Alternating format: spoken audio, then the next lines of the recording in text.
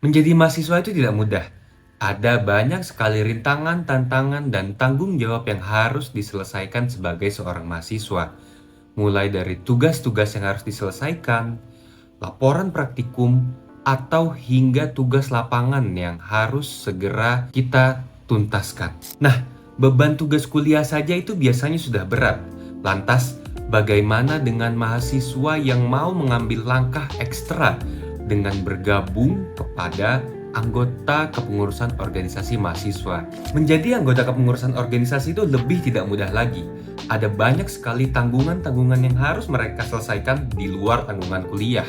Mereka harus bisa menyesuaikan antara kewajiban mengerjakan tugas dan juga kewajiban untuk mengikuti rapat atau mengerjakan program kerja yang harus diselesaikan atau harus dituntaskan sebagai anggota kepengurusan organisasi. Nah, tak jarang mereka yang mengikuti organisasi ini menjadi kewalahan dan kelimpungan, sehingga mereka sulit untuk akhirnya bisa berpikir fokus.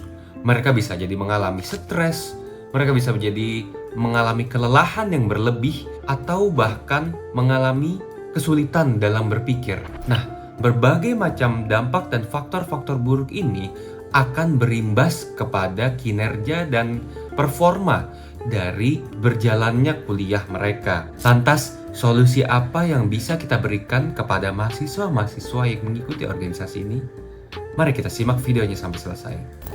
Halo teman-teman, aku Asmar Zaidan dan di sini aku akan menjelaskan betapa pentingnya psychological well-being atau kesejahteraan psikologis bagi mahasiswa yang mengikuti organisasi di kuliah.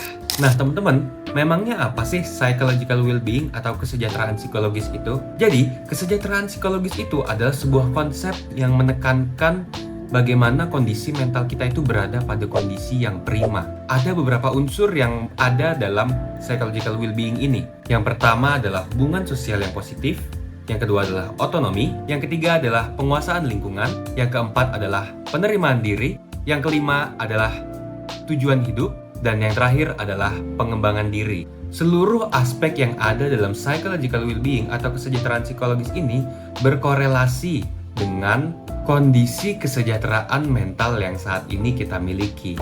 Contohnya, di suatu organisasi tak jarang ada yang namanya konflik antar anggota. Konflik antar anggota ini bisa terjadi akibat adanya miskomunikasi atau kesalahpahaman antar anggota yang saling terjadi. Adanya kesalahpahaman dan konflik-konflik kecil ini bisa jadi membuat kerenggangan di dalam suatu keanggotaan itu menjadi terlihat semakin jelas. Dan pada akhirnya, keharmonisan yang terdapat pada sebuah organisasi tersebut menjadi menurun. Hal ini bisa berpengaruh terhadap produktivitas organisasi untuk kedepannya. Di kasus lain, mahasiswa yang terlalu stres atau lelah bisa saja menarik diri dari lingkungannya. Hal ini bisa diakibatkan karena rendahnya kemampuan orang tersebut dalam beradaptasi dengan lingkungannya. Hal ini bisa jadi diakibatkan oleh mungkin buruknya manajemen waktu yang ia miliki, atau bahkan hingga salah memprioritaskan suatu hal. Atau contoh lain lagi, ada anggota organisasi yang terus-menerus terjebak dalam suatu tingkatan atau fase tertentu, sehingga pada akhirnya sulit bagi dia untuk bisa meningkatkan kemampuan dan kapasitas dirinya sendiri. Dan yang terakhir, sebuah organisasi juga bisa kehilangan marwah atau esensi atau tujuan dari terciptanya organisasi tersebut, sehingga anggota-anggota yang berada di dalamnya terdemotivasi karena adanya hal tersebut. Nah, lantas teman-teman, bagaimana caranya agar anggota organisasi kita itu bisa memiliki psychological well-being atau kesejahteraan psikologis yang baik? Nah, yang pertama kita bisa lakukan dengan membentuk ikatan yang kuat terhadap teman-teman anggota dalam organisasi kita. Sebagai contoh, kita bisa saling bertukar informasi yang transparan antar anggota, atau bisa juga ketika terjadi adanya perdebatan atau ketika terjadi adanya perselisihan, kita mampu menanggapinya dengan kepala yang dingin sehingga tidak terjadi yang namanya perpecahan. Nah, selain itu para anggota-anggota organisasi ini juga perlu memiliki teknik pengelolaan stres yang baik. Mereka bisa melakukan beberapa cara untuk coping stres mereka, seperti menulis di jurnal atau berbagi cerita dengan sesama anggota yang ada dalam organisasi. Selain itu, para anggota-anggota organisasi ini juga perlu memiliki keterampilan yang baik dalam hidup, seperti keterampilan manajemen waktu, menentukan skala prioritas, hingga bagaimana cara membentuk disiplin yang baik. Hal ini bisa dilakukan melalui pelatihan yang bisa diberikan kepada anggota-anggota pengurus organisasi.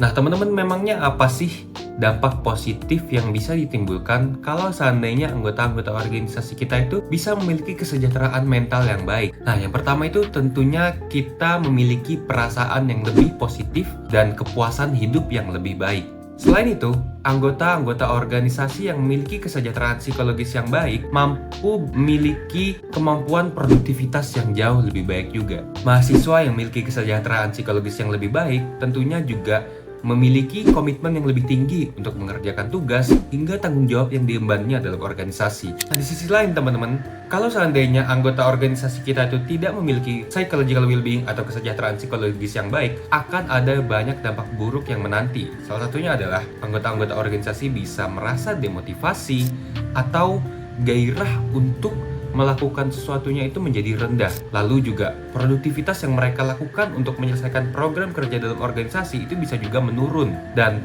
yang paling parahnya bisa jadi terjadi gangguan mental atau gangguan jiwa terhadap para anggota-anggota organisasi yang sudah terlalu lelah atau terlalu stres menghadapi berbagai macam beban yang dialaminya dalam organisasi atau bahkan di dunia perkuliahan. Nah, maka dari itu teman-teman, penting bagi kita memiliki psychological well-being atau kesejahteraan psikologis yang baik agar kita sebagai individu bisa berkontribusi positif terhadap organisasi, dan pada akhirnya organisasi kita pun juga memiliki produktivitas yang baik pula terhadap kontribusinya pada kampus dan juga negara atau bangsa kita. Saya rasa itu saja dari saya.